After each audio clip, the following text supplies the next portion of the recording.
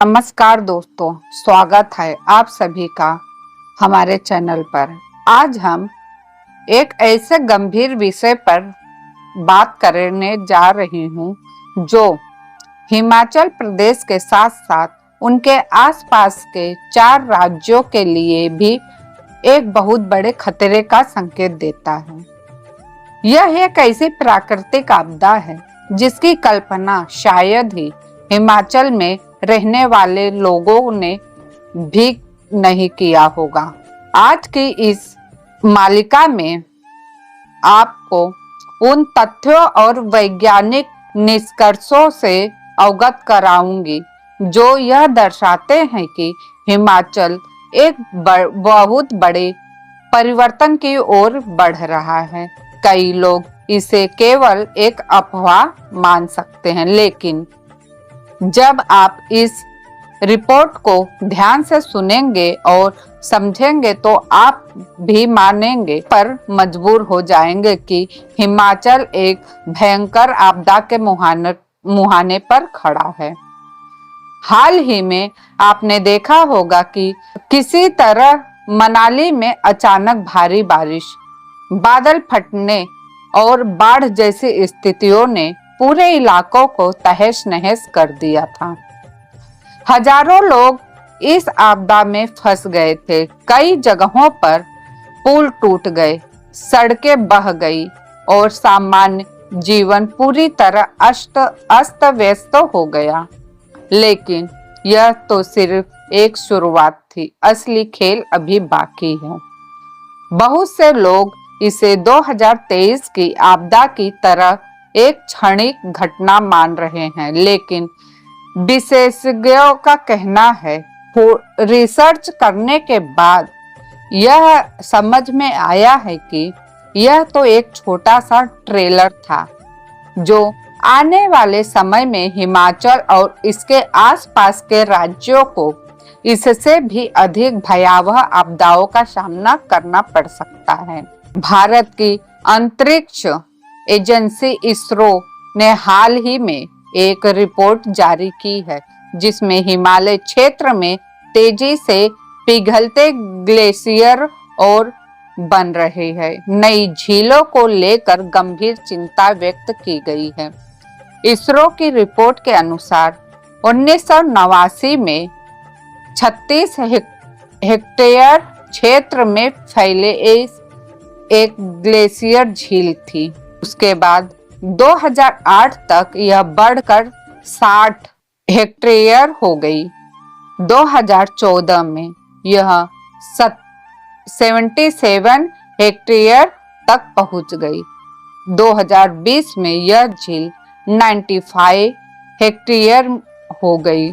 2022 में 101 हेक्टेयर तक फैल गई और 2024 में यह 107 हेक्टेयर तक पहुंच चुकी है। यह आंकड़े बताते हैं कि हिमाचल प्रदेश में ग्लेशियरों के पिघलने से बनने वाली झीलों की संख्या और उनके आकार तेजी से बढ़ रहा है।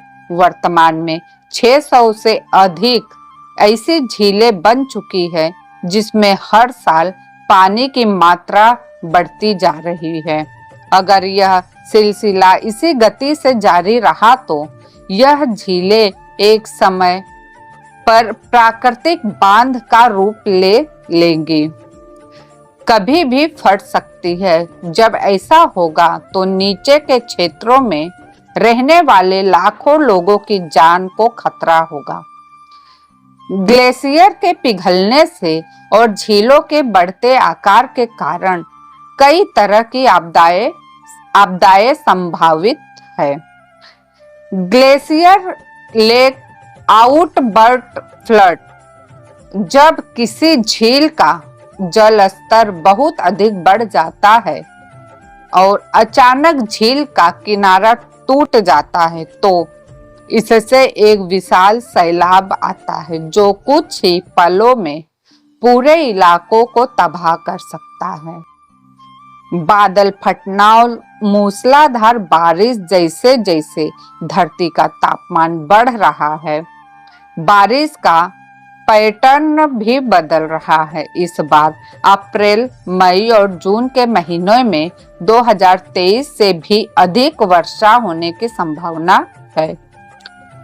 भूस्खलन और भूकंप, ग्लेशियर के पिघलने और पानी के अधिक भार के कारण जमीन कमजोर हो रही है। इस कारण हिमाचल और उत्तराखंड में बड़े पैमाने पर भूस्खलन और भूकंप आने की आशंका बढ़ रही है। हिमाचल, उत्तराखंड और नेपाल के कई गांवों और कस्बे नदियों के किनारे बसे हुए हैं। अगर अचानक से कोई झील फटती है तो इन सभी इलाके में भयंकर बाढ़ आ सकती है। 2025 सबसे गर्म साल होने की बात कही गई है। इसमें इसरो की रिपोर्ट के मुताबिक 2025 अब तक के सबसे गर्म वर्षों में से एक होगा।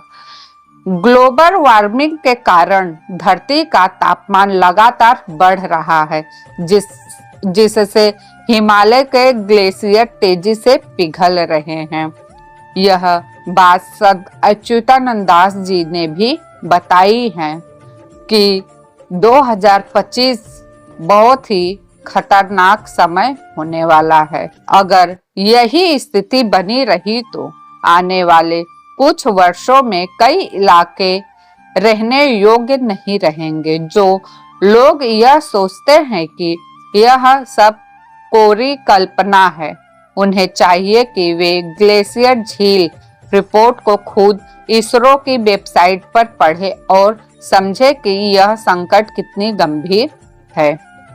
हालांकि यह प्रक्रिया पूरी तरह से रोकी नहीं जा सकती, लेकिन कुछ कदम उठाकर इसके प्रभाव को कम किया जा सकता है।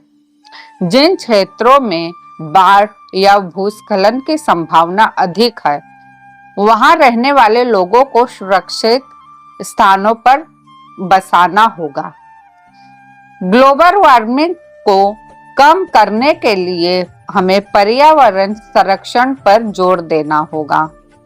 सरकार और वैज्ञानिक संगठनों को इन झीलों की नियमित निगरानी करनी चाहिए और आवश्यकता पड़ने पर उनका जल स्तर नियंत्रित करने के उपाय करने चाहिए।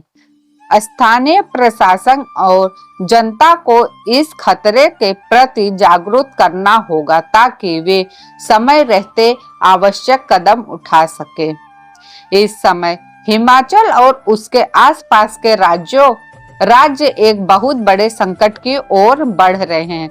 अगर इसरो की रिपोर्ट को गंभीरता से नहीं लिया गया तो आने वाले वर्षों में हमें ऐसी आपदाएं देखने को मिल सकती है जो 2013 की केदारनाथ त्रासदी और 2023 की हिमाचल बाढ़ से भी अधिक विनाशकारी होगी।